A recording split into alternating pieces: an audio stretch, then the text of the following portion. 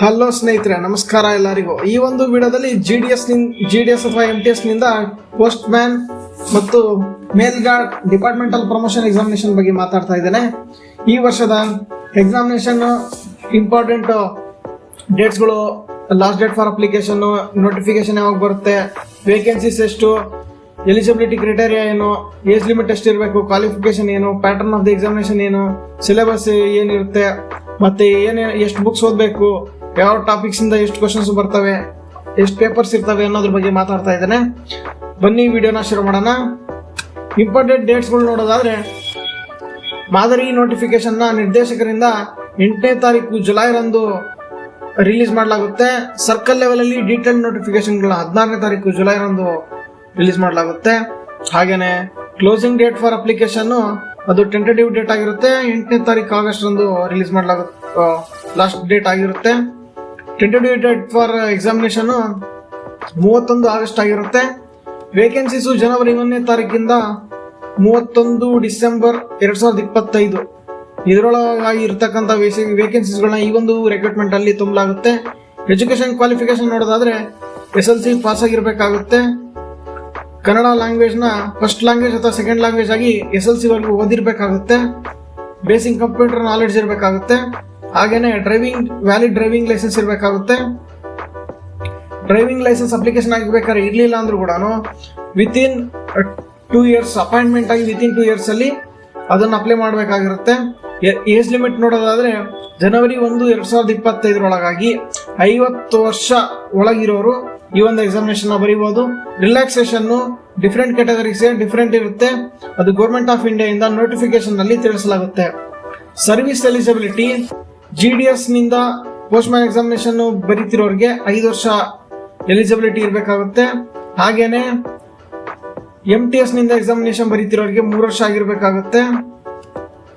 1 year relaxation ನ last year ಕೊಟ್ಟಿದ್ರು, ಈ ವರ್ಷ ಇಲ್ಲ. ಈ ವರ್ಷ ಏನಾದ್ರು ಚೇಂಜಸ್ ಮಾಡೋದಾದ್ರೆ ನೋಟಿಫಿಕೇಶನ್ ಅಲ್ಲಿ ತಿಳಿಸಲಾಗುತ್ತೆ.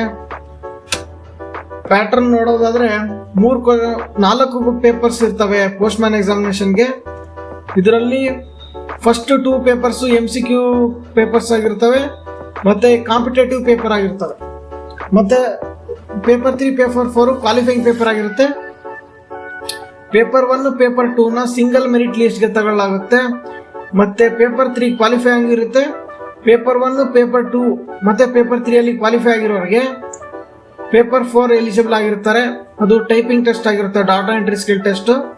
ಪೇಪರ್ 1 ಬೇಸಿಕ್ ಪೋಸ್ಟಲ್ ನಾಲೆಡ್ಜ್ ಮತ್ತೆ ಜನರಲ್ ಅವೇರ್ನೆಸ್. ಇದು ಪೇಪರ್ 1 MTS ಮತ್ತೆ ಪೋಸ್ಟ್ ಮ್ಯಾನ್ ಎಕ್ಸಾಮಿನೇಷನ್ಗೆ ಎರಡು ಒಂದೇ ಕಾಮನ್ ಪೇಪರ್ ಆಗಿರುತ್ತೆ. Paper 2 general postal operations, knowledge of postal operations, ಇದು ಕಾಂಪಿಟೇಟಿವ್ ಪೇಪರ್ ಆಗಿರುತ್ತೆ. Paper 3 knowledge of local language, ಇದು ಕನ್ನಡ ಪೇಪರ್ ಆಗಿರುತ್ತೆ. ಬೇಸಿಕ್ ನಾಲೆಡ್ಜ್, ಟ್ರಾನ್ಸ್ಲೇಷನ್ ಮತ್ತೆ ಲೆಟರ್ ರೈಟಿಂಗ್, ಎಸ್ ರೈಟಿಂಗ್ ಇರುತ್ತೆ. ಪೇಪರ್ 4 ಬಂದು ಡಾಟಾ ಎಂಟ್ರಿ ಸ್ಕಿಲ್ ಟೆಸ್ಟ್, ಇದು ಟೈಪಿಂಗ್ ಟೆಸ್ಟ್ ಆಗಿರುತ್ತೆ. ಇದು 15 ನಿಮಿಷದಲ್ಲಿ 600 words plus or minus 5%, 600 words ನ 15 ಮಿನಿಟ್ಸ್ ಅಲ್ಲಿ ಟೈಪ್ ಮಾಡಬೇಕಾಗಿರುತ್ತೆ. ಪೇಪರ್ 1, ಪೇಪರ್ 2, ಪೇಪರ್ 3 ಈ 3 ಪೇಪರು 2.5 ಗಂಟೆಯಲ್ಲಿ ಒಂದು ಸಿಟ್ಟಿಂಗ್ ಅಲ್ಲಿ ಈ 3 ಪೇಪರ್ಗಳನ್ನ ಅಟೆಂಡ್ ಮಾಡಬೇಕಾಗಿರುತ್ತೆ. ಯಾವುದೇ ಮಧ್ಯದಲ್ಲಿ ಬ್ರೇಕ್ ಇರೋದಿಲ್ಲ. ಪೇಪರ್ 1 2 ಪಾರ್ಟ್ ಇರ್ತವೆ. First part 60 marks, second part 40 marks, total 100 marks paper ಆಗಿರುತ್ತೆ. ಪೇಪರ್ 2 50 ಮಾರ್ಕ್ಸ್ ಇರುತ್ತೆ. ಪೇಪರ್ 3 50 ಮಾರ್ಕ್ಸ್ ಇರುತ್ತೆ. ಪೇಪರ್ 1, ಪೇಪರ್ 2 2 MCQ ಪೇಪರ್ ಆಗಿರ್ತವೆ. ಪೇಪರ್ 3 ಬಂದ್ಬಿಟ್ಟು MCQ 2 ಕ್ವಶನ್ಸ್ ಇರ್ತವೆ. ಸಬ್ಜೆಕ್ಟಿವ್ ರಿಟರ್ನ್ ಪಾರ್ಟ್ 2 ಕ್ವಶನ್ಸ್ ಇರ್ತವೆ. ಟ್ರಾನ್ಸ್ಲೇಷನ್ ಕನ್ನಡದಿಂದ ಇಂಗ್ಲಿಷ್ಗೆ, ಇಂಗ್ಲಿಷಿಂದ ಕನ್ನಡಕ್ಕೆ MCQ ಟ್ರಾನ್ಸ್ಲೇಷನ್ ಇರುತ್ತೆ. ಸಬ್ಜೆಕ್ಟಿವ್ ಲೆಟರ್ ರೈಟಿಂಗು ಮತ್ತೆ ಎಸ್ ರೈಟಿಂಗ್ ಇರುತ್ತೆ, 10 ಮಾರ್ಕ್ಸ್ ಇಂದು, ಅದು ರಿಟರ್ನ್ ಪಾರ್ಟ್ ಆಗಿರುತ್ತೆ. ಪೇಪರ್ 4 ಟೈಪಿಂಗ್ ಟೆಸ್ಟ್ ಆಗಿರುತ್ತೆ. ಇದಿಷ್ಟು ಪ್ಯಾಟರ್ನ್ ಆಗಿತ್ತು. ಮುಂದೆ ನೋಡೋಣ ಎಕ್ಸಾಮಿನೇಷನ್ ಸಿಲೆಬಸ್ ನೋಡೋದಾದ್ರೆ, paper 1 basic postal knowledge and general awareness, ಇದು MTS ಏನ್ ನೋಡಿದ್ವೋ ಸೇಮ್ ಅದೇ ಸಿಲೆಬಸ್. MTS ಮತ್ತೆ ಪೋಸ್ಟ್ ಮ್ಯಾನ್ ಸೇಮ್ ಪೇಪರ್ ಆಗಿರುತ್ತೆ, ಕಾಮನ್ ಪೇಪರ್. ಪಾರ್ಟ್ 1 ಅಲ್ಲಿ 60 ಮಾರ್ಕ್ಸ್ ಇರುತ್ತೆ, 30 ಕ್ವಶನ್ಸ್, 2 ಮಾರ್ಕ್ಸ್ ಫಾರ್ ಈಚ್ ಅಂತ ಹೇಳಿದ್ದಾರೆ. ಇದರಲ್ಲಿ part 1 post office guide part 1 books, ಈ ಒಂದು ಬುಕ್ಸ್ ನಿಂದ 23 ಕ್ವಶನ್ಗಳನ್ನ ಕೇಳಲಾಗುತ್ತೆ ಈ ಒಂದಿಷ್ಟು ಟಾಪಿಕ್ಗಳಿಂದ. ಮತ್ತೆ ಪೋಸ್ಟಲ್ ಮ್ಯಾನ್ಯುಯಲ್ ವಾಲ್ಯೂಮ್ 5 ಈ ಒಂದು ಬುಕ್ಸ್ ಇಂದ ಒಂದೇ ಟಾಪಿಕ್ ಫಸ್ಟ್ ಚಾಪ್ಟರ್ ಡೆಫಿನೇಷನ್ಸ್. ಈ ಒಂದು ಚಾಪ್ಟರ್ ಸಾಕು 7 ಕ್ವಶನ್ಸ್ಗಳು ಬರ್ತವೆ ಈ ಒಂದು ಬುಕ್ ಇಂದ. ಈ ಒಂದು ಚಾಪ್ಟರ್ ಇಂದ ಫುಲ್ ಚಾಪ್ಟರ್ ಓದೋ ಅವಶ್ಯಕತೆ ಇಲ್ಲ. ಫಸ್ಟ್ ಚಾಪ್ಟರ್ ಡೆಫಿನೇಷನ್ಸ್ ಚಾಪ್ಟರ್ ಓದಿದ್ರೆ ಸಾಕಾಗುತ್ತೆ. ಪಾರ್ಟ್ ಬಿ ನೋಡೋದಾದ್ರೆ ಜನರಲ್ ಅವೇರ್ನೆಸ್. ಇದು ಯಾವ ಬುಕ್ಸ್ ಓದಬೇಕು ಅಂತ ಪಾರ್ಟ್ ಬಿ ದಲ್ಲಿ ಕೊಟ್ಟಿಲ್ಲ. ಇದು ಜನರಲ್ ಟಾಪಿಕ್ಸ್ ಆಗಿರೋದ್ರಿಂದ ಜನರಲ್ ಆಗಿ ತಿಳ್ಕೋಬೇಕಾಗಿರುತ್ತೆ. 40 ಮಾರ್ಕ್ಸ್ ಇರುತ್ತೆ, 20 ಕ್ವಶನ್ಸ್ ಇರ್ತವೆ.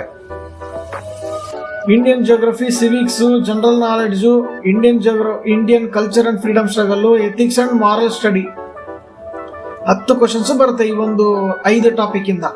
ಒಂದೊಂದು ಟಾಪಿಕ್ ಇಂದ 1 ರಿಂದ 3 ಕ್ವಶನ್ಸ್ ಬರೋ ಚಾನ್ಸ್ ಇರುತ್ತೆ.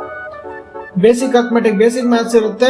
ಪಾರ್ಟ್ ಬಿ ಅಲ್ಲಿ BODMAS, percentage, profit loss, simple interest, average, time and work, time and distance, unitary method, ಈ ಇಷ್ಟು ಟಾಪಿಕ್ಸ್ ಇಂದ 10 ಕ್ವಶನ್ಸ್ಗಳನ್ನ ಕೇಳಾಗುತ್ತೆ. 1 ರಿಂದ 2 ಕ್ವಶನ್ಸ್ ಒಂದೊಂದು ಟಾಪಿಕ್ ಇಂದ ಬರೋ ಚಾನ್ಸ್ ಇರುತ್ತೆ.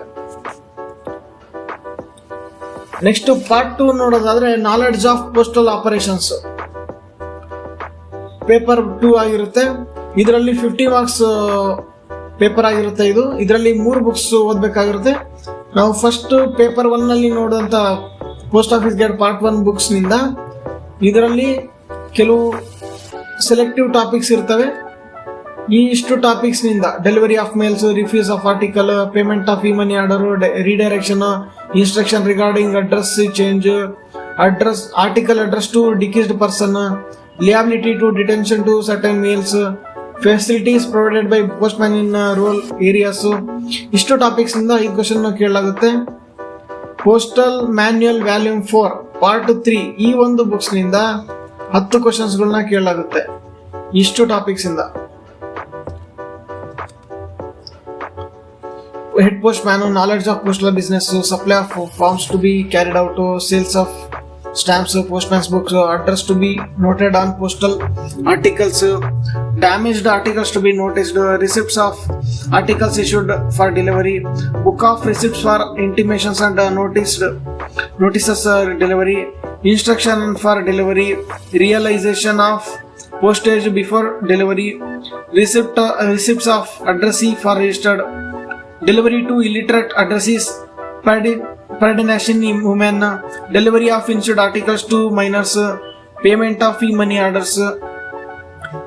orders addressed to minors, payment of EMO and delivery registered article letters to lunatics, duties of village postman. ಇಷ್ಟು topics ಇಂದ 10 ಕ್ವಶನ್ಗಳನ್ನ ಕೇಳಲಾಗುತ್ತೆ. ಪೋಸ್ಟಲ್ ಮ್ಯಾನ್ಯುಯಲ್ ವಾಲ್ಯೂಮ್ 7 ಈ ಒಂದು ಬುಕ್ಸ್ ನಿಂದ 10 ಕ್ವಶನ್ಸ್ ಇಷ್ಟು ಟಾಪಿಕ್ಸ್ ಇಂದ ಬರುತ್ತೆ. Stamps, seals, portfolio contents, stationery, preparation of daily report, mail abstract, exchange of mails, cash Debbie,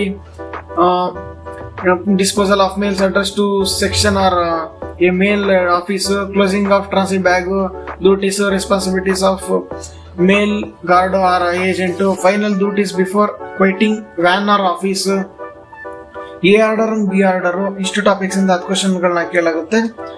ಈ ಒಂದು ಪೇಪರ್ಗೆ 3 ಬುಕ್ಸ್ ಗಳನ್ನ ಓದಬೇಕಾಗಿರುತ್ತೆ. ನೆಕ್ಸ್ಟ್ ಪೇಪರ್ 3 ನೋಡೋದಾದ್ರೆ ಇದು ಕನ್ನಡ ಲ್ಯಾಂಗ್ವೇಜ್ ಪೇಪರ್ ಆಗಿರುತ್ತೆ.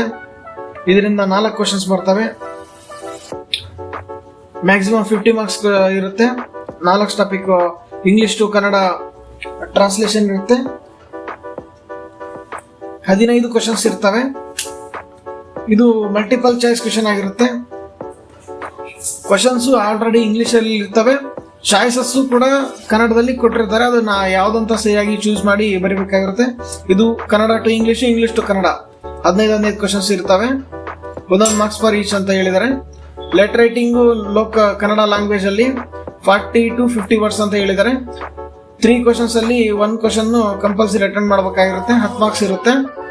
ಮತ್ತೆ ಪ್ಯಾರಾಗ್ರಾಫ್ ಆರ್ ಶಾರ್ಟ್ ಎಸ್ಸೆ ಬರೀಬೇಕಾಗಿರುತ್ತೆ. ಒಂದು 40 ರಿಂದ 50 ವರ್ಡ್ಸ್ ಅಲ್ಲಿ ಬರೀಬೇಕಾಗಿರುತ್ತೆ. 3ರಲ್ಲಿ 1 ಕ್ವಶನ್ ಕಂಪಲ್ಸರಿ ಅಟೆಂಡ್ ಮಾಡಬೇಕಾಗಿರುತ್ತೆ. ಇದು 10 ಮಾರ್ಕ್ಸ್ ಇಂದ ಇರುತ್ತೆ. ಇದಿಷ್ಟು ಪೇಪರ್ 1, ಪೇಪರ್ 2, ಪೇಪರ್ 3 ಇದು ಎಲಿಜಿಬಲ್ ಪೇಪರ್ಸ್ ಆಗಿರ್ತವೆ. ಇದು ಪೇಪರ್ 3 ಕ್ವಾಲಿಫೈಯಿಂಗ್ ಪೇಪರ್ ಆಗಿರುತ್ತೆ. ಮಿನಿಮಮ್ ಕ್ವಾಲಿಫೈಯಿಂಗ್ ಮಾರ್ಕ್ಸ್ ಎಷ್ಟಂತ ಹೇಳ್ತಾರೆ 35% ಅಷ್ಟು ಕ್ವಾಲಿಫೈ ಆದರೆ ಸಾಕಾಗಿರುತ್ತೆ. ಪೇಪರ್ 4 ನೋಡೋದಾದ್ರೆ ಇದು data entry skill test.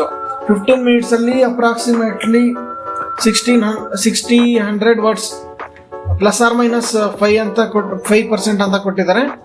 Approx 600 ವರ್ಡ್ಸ್ಗಳನ್ನ 15 ಮಿನಿಟ್ಸ್ ಅಲ್ಲಿ ಟೈಪ್ ಮಾಡಬೇಕಾಗಿರುತ್ತೆ. ಅದು 25 ಮಾರ್ಕ್ಸ್ ಇರುತ್ತೆ. ಇದಿಷ್ಟು postman mail guard examination ನ ಸಿಲೆಬಸ್, ಪ್ಯಾಟರ್ನು, ವೇಕೆನ್ಸೀಸು, ಎಲಿಜಿಬಿಲಿಟಿ ಮತ್ತೆ ನೋಟಿಫಿಕೇಶನ್ ಡೇಟ್ಸ್ಗಳನ್ನ ನೋಡಿದ್ದಾಯ್ತು. ಮುಂದಿನ ವಿಡಿಯೋದಲ್ಲಿ PA ಹಾಗೂ SA ಸೋರ್ಟಿಂಗ್ ಅಸಿಸ್ಟೆಂಟ್ ಮತ್ತೆ ಇನ್ಸ್ಪೆಕ್ಟರ್ ಆಫ್ ಪೋಸ್ಟ್ ಈ ಎಕ್ಸಾಮಿನೇಷನ್ಗಳ ಬಗ್ಗೆ ಮಾತಾಡ್ತೇನೆ. ಧನ್ಯವಾದಗಳು.